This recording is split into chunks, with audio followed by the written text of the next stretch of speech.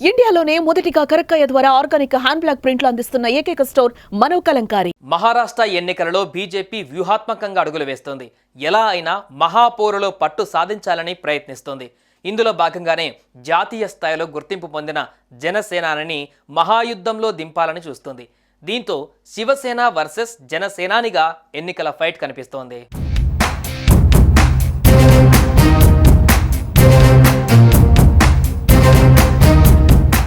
మహారాష్ట్ర ఎన్నికల ప్రచారంలో deputy CM Pawan Kalyan పాల్గొననున్నారు. ఇటీవల ఢిల్లీలో హోంమంత్రి అమిత్ షాను కలిసిన సమయంలో మహారాష్ట్ర ఎన్నికల ప్రచారంలో పాల్గొనవలసిందిగా జనసేనాని కోరారు. దీంతో పవన్ కళ్యాణ్ తన ఎన్నికల ప్రచార షెడ్యూల్ను ఖరారు చేసుకున్నారు. మహారాష్ట్రలోని తెలుగువారు అధికంగా నివసించే ప్రాంతాలలో ఈ నెల 16, 17 తేదీలలో ఎన్డీఏ కూటమి తరపున ప్రచారం చేయనున్నారు పవన్ కళ్యాణ్. మహారాష్ట్రలోని వివిధ ప్రాంతాలలో ఆయన పర్యటిస్తారు. ఆయనతో పాటు జనసేన పీఏసీ చైర్మన్ మంత్రి నాదెండ్ల మనోహర్ వెళతారు.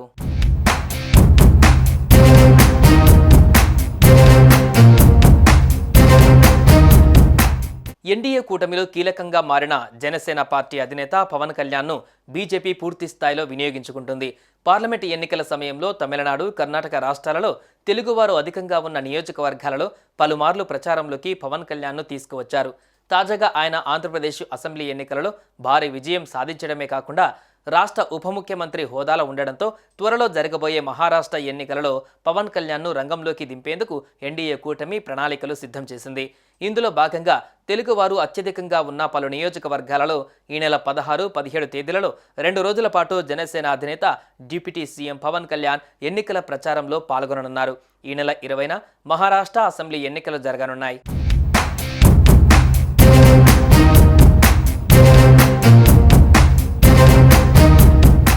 బీజేపీకి ప్రతిష్టాత్మకంగా మారిన మహారాష్ట్ర ఎన్నికలలో ప్రచారం చేయాలని పవన్ని అమిత్ షా ప్రత్యేకించి కోరినట్టు తెలుస్తోంది.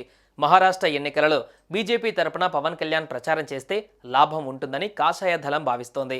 దేశవ్యాప్తంగా పవన్కి చరిష్మా ఉంది. అంతేకాదు ఆయన సనాతన ధర్మం గురించి చేస్తున్న పోరాటంపై కూడా దేశమంతా చర్చ సాగింది.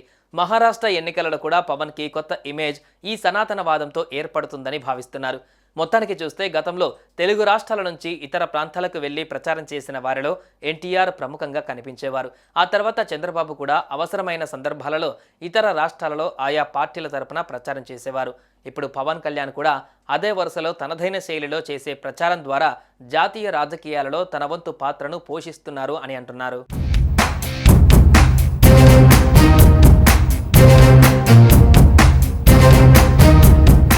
మహారాష్ట్ర అసెంబ్లీ ఎన్నికలలో నామినేషన్ల గడువు మంగళవారం ముగియడంతో ఎన్నికల ప్రచారం ఒక్కసారిగా ఊపందుకుంటోంది.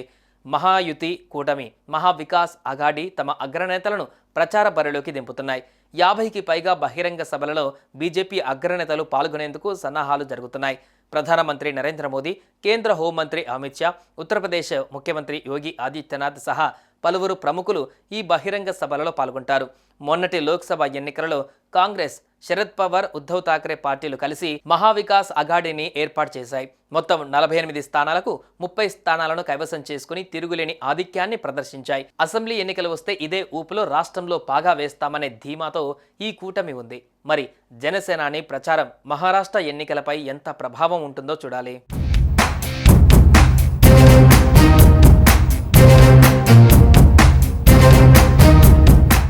సుమన్ టీవీలో మీ పర్సనల్ అండ్ బిజినెస్ ప్రమోషన్స్ కోసం కింది నెంబర్కి కాంటాక్ట్ చేయండి.